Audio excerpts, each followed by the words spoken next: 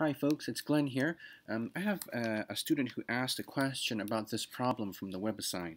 And this problem shows exactly how the early chemists figured out that atoms exist. So this is to do with the law of multiple proportions, right here, the law of multiple proportions. And here's what they're trying to get you to do. There's this compound, and it's made of copper and oxygen. But there's another compound also made of copper and oxygen. The first compound is 88% copper if you weigh the copper and the oxygen. And the second compound is 79.9% copper if you weigh the copper and the oxygen. All right, now let's figure out what is the ratio of copper to oxygen. So we want the copper in grams over the oxygen in grams, right? We want that ratio. Let's figure it out for the first compound. This is the first compound. Let's figure it out for the second compound. The copper in grams over oxygen in grams. Right, now, we've got 100 grams of sample. If 88% of that is copper, that just means that it's 88.8 grams of copper. That's because, of course, percent means parts of 100. So if you've got 88.8 parts of 100, and the whole sample happens to be 100 grams, well, it's going to be 88.8 grams of copper. So let's do that one first. This compound number 1, we've got 88.8 grams of copper. Here I've used the chemical symbol, the atomic symbol for copper and the atomic symbol for oxygen. And down here, I'm just going to write copper and oxygen. I'm going to divide this by the number of grams of oxygen. But I'm not given the grams of oxygen. However, I do know that the sample is 100 grams. It's only got copper and oxygen in it. So if it's 88.8 grams of copper, well, the rest of it's got to be oxygen. So I'm going to use a parenthesis here. 100. Now, let's see, this is a 100-gram sample of the compound. It looks like there's only one significant figure here. But I worked this problem out, and it turns out that you can't do this problem if this is one significant figure. So let's assume that they meant 100.0 grams, okay?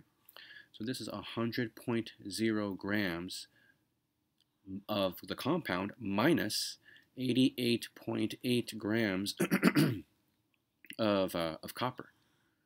I'll just put grams, right? So now this down here, 100 minus 88.8, that's the grams of oxygen, right? Because 88.8 grams of copper, and the rest of the compound is oxygen. So 100 minus the 88.8, that's got to be the oxygen. So that ends up being 88.8 grams of copper still on top, and something like 11.2 grams of oxygen on the bottom. And that ends up being something like 7.93. Okay, so that is the ratio of copper grams over oxygen grams for compound 1. 7.93. Excuse me. Is that what they wanted? Yes. Small whole number ratio of massive copper per gram of oxygen in the first compound to the mass of copper per gram of oxygen in the second compound. Okay, so here I have found the mass of copper per gram of oxygen. That is 7.93. Okay, let's do this again, but for the second compound. Second compound is 79.9 grams of copper. 7 there. Grams of copper over, and the rest of the compound is oxygen, so they had 100.0 grams of the other compound too. Actually, in reality, it doesn't really matter how many grams of the compound they actually had. You can always just assume that it was 100 grams for the sake of your calculation if they gave you percents.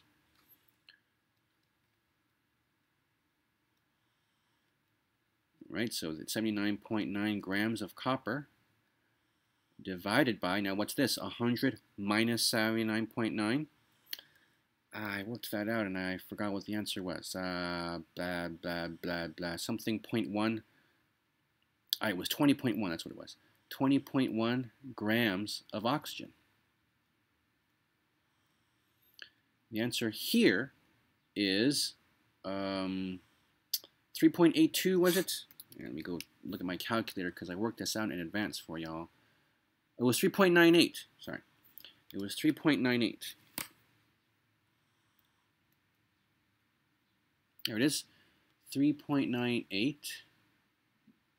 So that is the mass of copper per gram of oxygen in the second compound. Whoops, right there. And now they want the small whole number ratio of those two. Ratio means division, so I'm going to take this one, 7.93, right there, and I'm going to divide it by this one. And this better end up to be a small whole number, because if it doesn't, then the law of multiple proportions has been broken. So the answer here ends up to be, on the calculator, 1.99. That is close enough to 2. Let me put this. That's awfully close to 2. In fact, that is so close to 2 that it must be 2 with some allowance for instrumental error. There's no instrument on the planet that can measure masses perfectly, or even mass percents perfectly. So, barring that error, we're off by only 0.01. That's just amazing.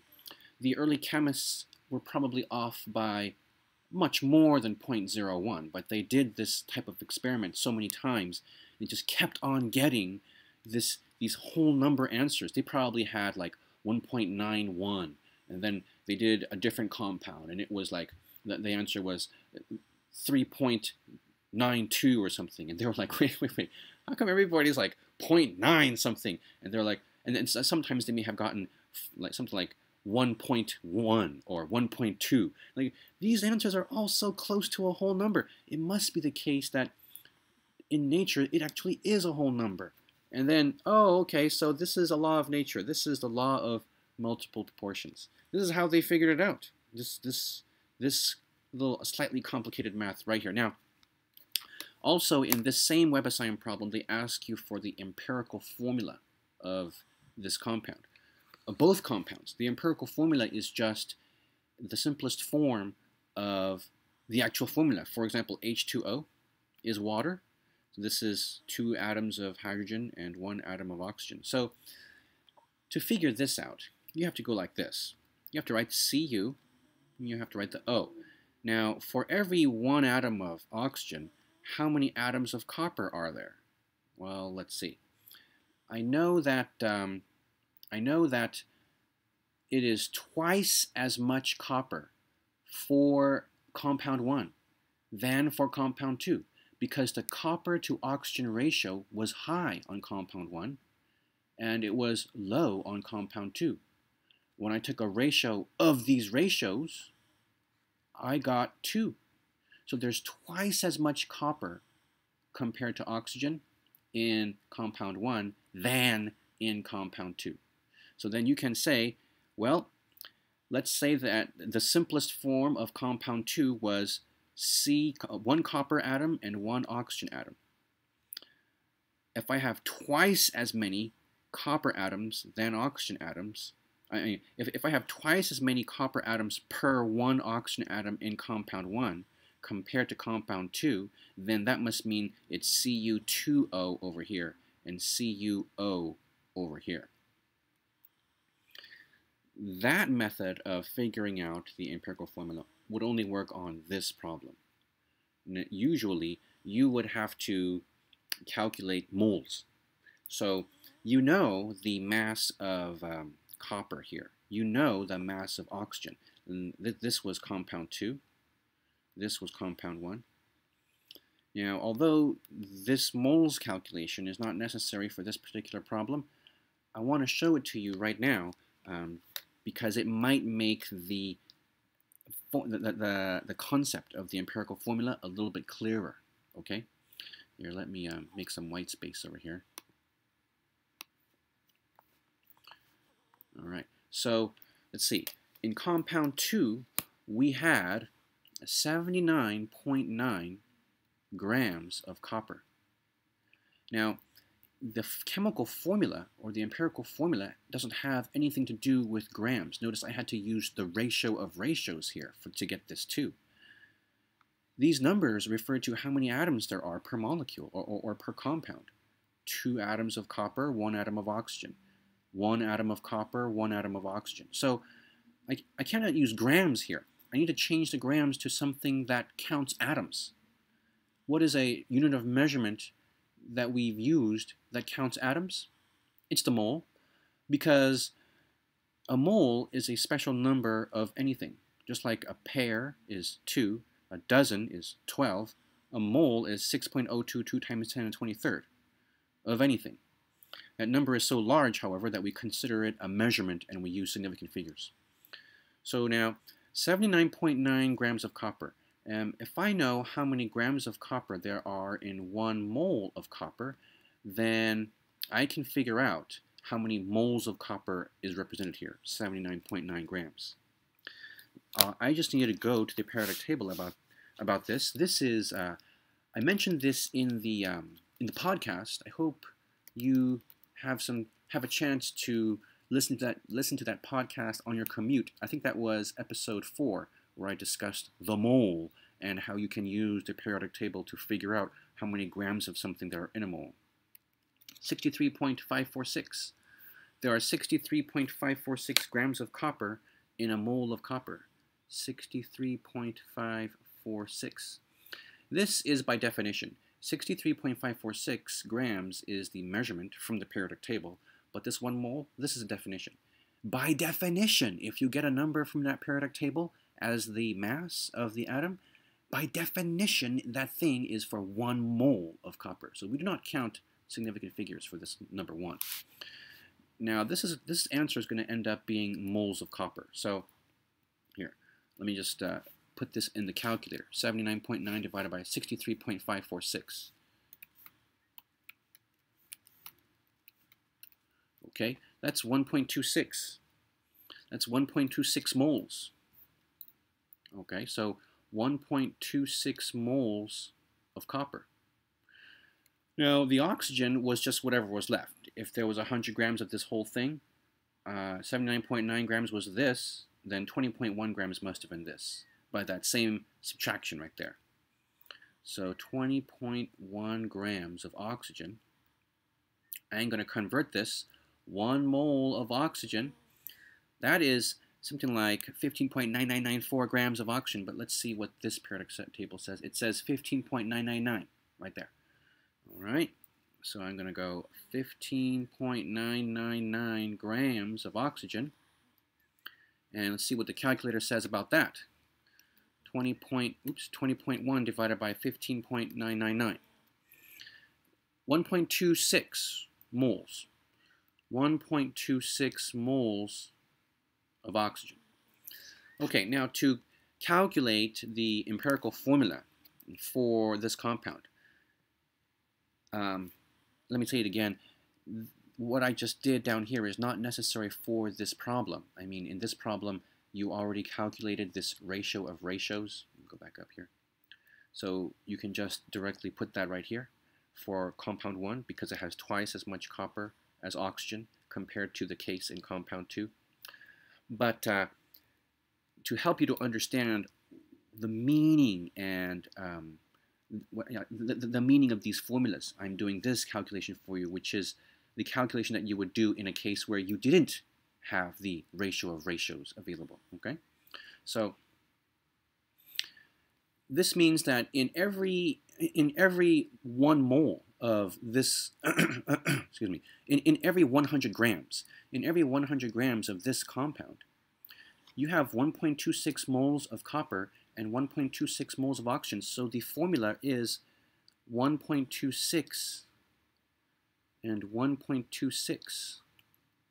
That's how many copper atoms there are, and that's how many oxygen atoms there are. But although 1.26 is good for moles, there's no such thing as 1.26 atoms. You can't split a copper atom and expect 0.26 of a copper atom to stick here, it's going to blow up the universe. So to take care of that problem, to make this number meaningful for individual atoms as well as for moles, we need to divide these numbers by the lowest. Which one is lowest? Oh yeah, in this case, they're both the same, so both of them are lowest, so I'm going to divide both of these numbers by 1.26, and that's going to get me copper 1, oxygen 1. When you deal with chemical formulas, if there's 1 of something, you can omit the 1. The 1 doesn't need to be there. It's just clutter.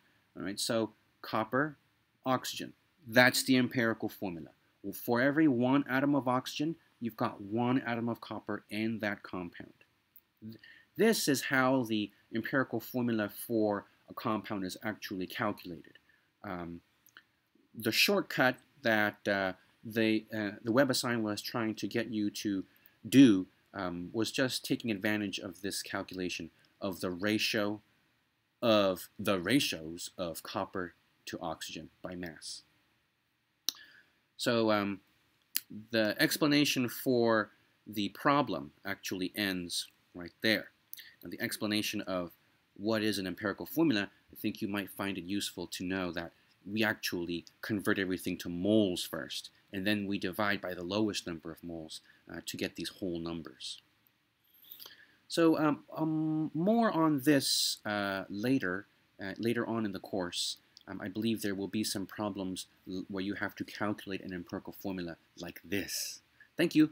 By the way, the student who asked this question needed an extension.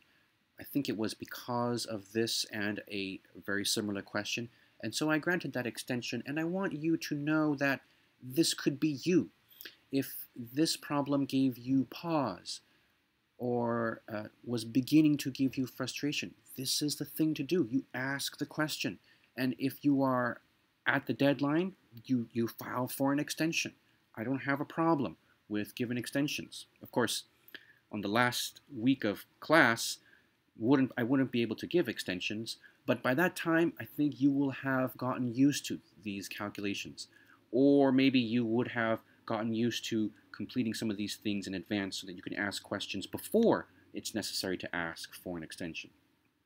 Asking questions, I think, is the single best way to get stuff done in this course, folks. If you have a suggestion as to some other way, I am open to your suggestions. What be it podcast, video. I've made some videos for you. I've published some podcast episodes. If that's not helping, give me some other ideas to try, and I'll get right on it. See you